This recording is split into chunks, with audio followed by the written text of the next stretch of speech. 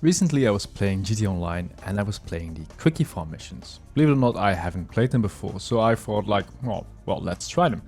I was pleasantly surprised as, well, it's driving and I like that. It's not really demanding missions, you just drive from hospital to hospital. However, at some point I was in Sandy Shores for the medical center and I had to go back to Los Santos. Well, if you go from Sandy Shores to Los Santos, you know you have to go to the highway. And since I've done a lot of shortcut videos and whatnot, I know you can take a shortcut to the highway. You don't have to take the normal route, you can actually take some shortcuts. I did it, I messed it up a little bit because I hadn't done it in a while. And at that point I was wondering, wait a second, there's actually quite a lot of different shortcuts. They're very slightly different, but nonetheless different. So I was wondering which one of these is actually the fastest. And that's exactly what we're going to find out in this video. So for this test, our starting point is kind of the medical center. However, for the testing, speed-wise, it doesn't really make a difference if I start here or if I start here. So for my sake of not having to drive the extra distance, we're gonna be starting here. So all runs will be starting here. It's quite straightforward. I checked the times. Towards this first point, they're all very consistent within like 1/10 essentially. Yeah. So basically this is the test run. This is the normal GPS route you kind of get. So you go here, then you make this turn here. Of course you can take this turn nicely or sloppy. You can see the tire marks. I took it a couple times sloppy. This was a nice good attempt.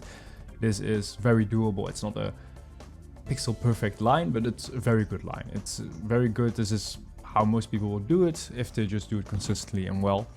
And as you can see here, I also tried driving as far as I could, because for example with this line you keep that high top speed for longer, so I wanted to reflect that, because yes, a shortcut can be faster, but if you keep more speed in a line you actually get a faster time if you have a longer distance, for example. And that point is where all the cars kind of have the same speed, so they're all 207, 208, 209, very similar range.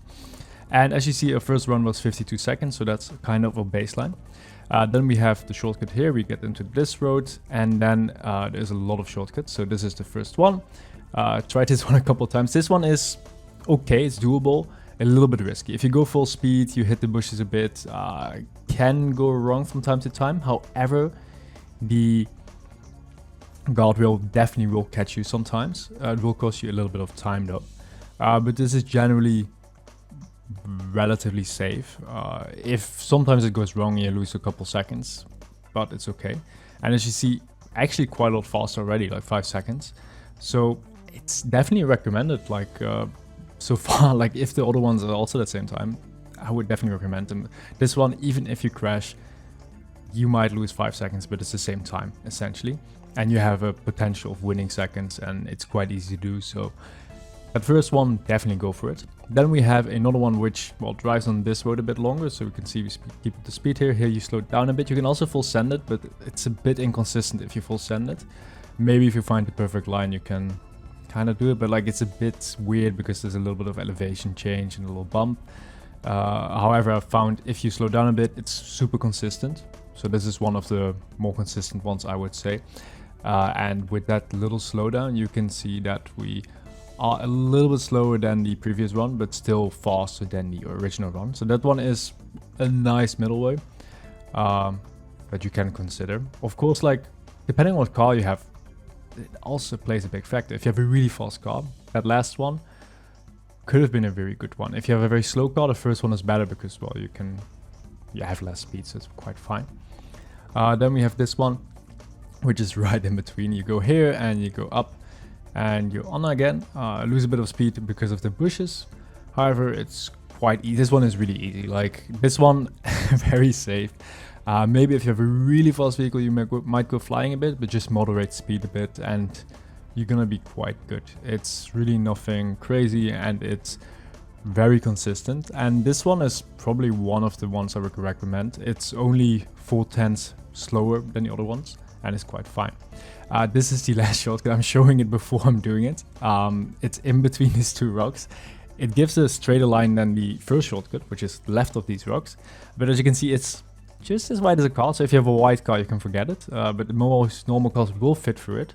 However, there is that little bush which can throw you off quite consistently, and it's quite difficult. You have to get the line right, and yeah, as you can see here, like if you go with speed, like yeah, it's such a tight gap, and you have to hit it perfectly fine. So this one is definitely not plausible. However, do we care about that? No. So did we try it for like half an hour? I don't even know how long it was. I think it was more like an hour. Yes, we did. So here are some of the attempts I did. Don't worry, eventually I will get it. But yeah, for most of these attempts, I will just absolutely not get it. This is just to demonstrate how hard it actually is. As you can see here, I got a bit close. You know, you can kind of spin through it. But that will absolutely lose you a lot of time doing that. You have attempts like that where it loses you all your speed. It's, yeah. Is it worth a shot? Maybe if you end up like this. If you spin a bit better, you can kind of save it. Maybe with the original route, like it could save you some time. I think it would like kind of tie you with the original route. So sure, you can try it. Why not? Here you can see also kind of landed. So it's definitely worth a shot. But yeah, it's not the best. It's definitely like a bit frustrating at some point because you keep hitting it and like the bush just throws you off a little bit. So you don't have to take the line you think is perfect, but you have to take a slightly off line because you know the bush is gonna interact with you, and it's yeah, it's very tricky. You see that was a perfect lineup, but then the bush just throws you over a little bit, and yeah, you screwed there. Once again, almost perfect, but then just hit one of the rocks, and yeah, you spin, you lose all your speed, and it's well, kind of over. Here you see once again, like this spin, nice recovery. Okay, you see the timer, you know what that means, right? Okay, this is a run that went well. I'm gonna spoil it a bit. This is not the final run. However, it was the fastest run, weirdly enough. So I timed it. Here it's the same as the other run, which should be faster. However, I somehow messed something up and lost some tenths at some point. But here we can see I made it, bumped a bit, but kept up relatively little speed, like for the section like 140-ish, I think. And then recovered the speed quickly. And as you can see here, we blast through it, have good speed because, well, we didn't lose a lot of speed and well, just took the shortest route. And in the end, if you remember, the fast time before was 47.9, now it's 46.9, a whole second faster. So it's actually quite an improvement. Here's the run I was talking about. Oh no, it's not. We tried a couple more times before I got the run because I wasn't satisfied with that run, so we tried even more. But yeah, here it is. The run I was satisfied with. It gets a slightly slower time in the end, like really slightly slower.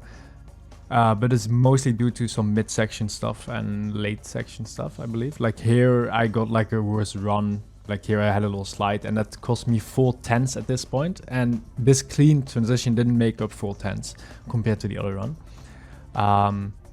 So yes, it's not faster, but it could theoretically be faster. Also, in those later attempts, I slowed down a bit. If you really want to YOLO it, you could potentially full speed through it.